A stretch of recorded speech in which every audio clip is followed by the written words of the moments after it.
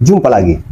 Hari ini kita akan membahas tentang tanda seseorang memiliki luka batin di masa kecil. Apakah salah satunya adalah kamu? Mari kita cek ya. Sebelum itu jangan lupa like, komen, dan subscribe karena kita akan terus membahas tentang masalah psikologi. Jadi saat mengalami luka atau trauma sewaktu kanak-kanak dan belum bisa memprosesnya secara emosional, terluka atau luka batin di masa kecil itu bisa terus terbawa hingga dewasa dan menyebabkan berbagai perilaku negatif. Dan ini adalah tanda-tanda kamu memiliki luka batin di masa kecil, yaitu yang pertama, sulit untuk mengungkapkan perasaan kita yang sebenarnya. Jadi semacam ada halangan untuk mengucapkan apa sebenarnya yang kita rasakan saat itu ya. Yang kedua, memiliki rasa takut akan ditinggalkan. Selalu memiliki rasa takut bagaimana jika dia pergi, bagaimana jika terjadi hal seperti ini ya. Yang ketiga, mengkritik diri sendiri karena merasa tidak layak. Kebanyakan di lapangan yang saya jumpai seperti itu ya, dia seringkali mengkritik dirinya dalam hal-hal negatif, selalu mengatakan apakah saya bisa atau tidak bisa ya. Ini ada trauma di masa kecilnya. Jadi yang keempat yaitu perilaku ingin selalu menyenangkan orang lain. Ayo, apakah kamu salah satunya? Hingga kesulitan ya, hingga dia kesulitan untuk mengatakan tidak meskipun keberatan ya. Jadi intinya tipikal orang ini sebenarnya dia tidak bisa, tapi karena dia rasa tidak enakan, jadi dia mengatakan iya saja ya. Yang kelima yaitu merasa malu ketika terlihat sedih atau marah. Jadi apabila dia sedih atau menangis, dia itu merasa malu, akhirnya dia mencari tempat. Tapi tidak semua orang seperti itu ya. Tapi ada beberapa kemungkinan itu dia memiliki trauma di masa kecil. Ada juga yang, jadi ada juga manusia yang marah. Ketika dia marah, dia malu. Jadi dia berusaha untuk menghindar ya. Yang keenam yaitu susah untuk memulai atau fokus untuk menyelesaikan suatu hal. Orang ini susah untuk memulai sesuatu. Susah ketika dia mengerjakannya pun dia tidak fokus.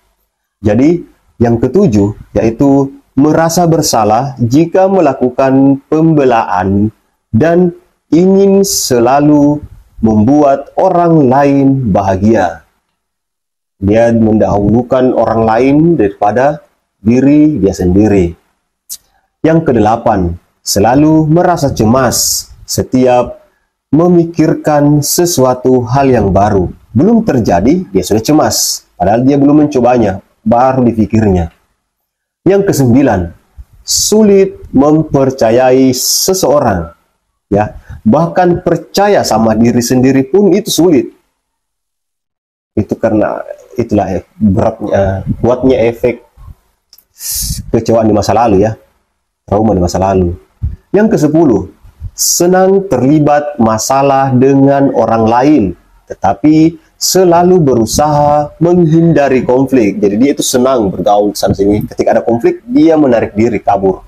Yang ke-11, yaitu takut menetapkan dan menegakkan batasan privasi. Yang ke-12, yaitu kesulitan melepaskan sesuatu ya. Jadi dia ini kesulitan melepaskan sesuatu yang telah berlalu. Yang ke-13, takut meminta bantuan, bahkan menganggap dirinya adalah beban. Ini kerasnya trauma di masa lalu ya.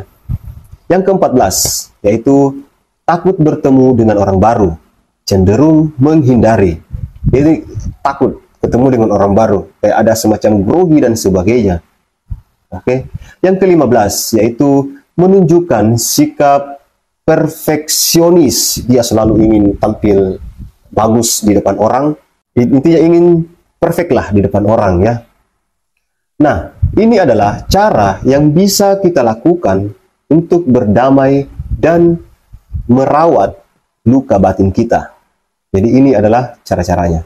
Oke, di sini saya agak dekat karena ini adalah cara yang bisa kita lakukan untuk mengobati dan merawat luka batin kita di masa lalu ya. Cara yang pertama yaitu sadari dan terimalah bahwa ada sosok anak kecil dalam diri kamu yang masih terluka. Jadi sadar ya, masih ada sosok yang terluka dalam diri kita. Yang kedua yaitu menjalin komunikasi dengan inner child. Yaitu dengan caranya yaitu pejamkan mata, bayangkan diri kamu ketika kamu masih kecil dulu dan ia sedang berhadapan dengan kamu saat ini. Lalu katakan, "Aku mencintaimu dan kamu sungguh berharga untukku. Kamu tidak perlu merasa bersalah atau malu. Semua yang terjadi bukanlah salah kamu. Kamu tidak akan lagi kesepian. Aku akan selalu ada di sini untuk kamu. Maafkan aku karena selama ini sudah menyangkal dan mengabaikan perasaan kamu." Setelah itu, peluklah diri kamu. Ya, ini masih di dalam pikiran sambil memejamkan mata. Setelah kau mengatakan yang tadi, peluklah dirimu setiap hari sambil berikan afirmasi positif penuh kasih. Jadi lakukan setiap hari untuk mengobatinya ya dan merawat. Lalu berceritalah pada orang yang kamu percaya dan nyaman. Jadi jangan asal cerita ke sana kemari, tapi yang betul-betul menurut kamu nyaman dan kamu pelajari ya. Jadi ingat, ini cara pertama yaitu sadari dan terima. Yang kedua, menjalin komunikasi dengan inner child atau seseorang anak di dalam tubuh kita. Yang keempat yaitu butter hug ya. Butterfly hug atau pelukan. Pelukan kepada diri kamu sendiri. Nah, yang keempat yaitu bercerita. Bercerita kepada orang yang kamu percaya. Oke, mungkin sekian video kita kali ini. Insya Allah kita akan melanjutkan nanti. Jangan sekali lagi like, komen, dan subscribe. Kita akan membahas tentang psikologi, salam bimbingan dan konseling.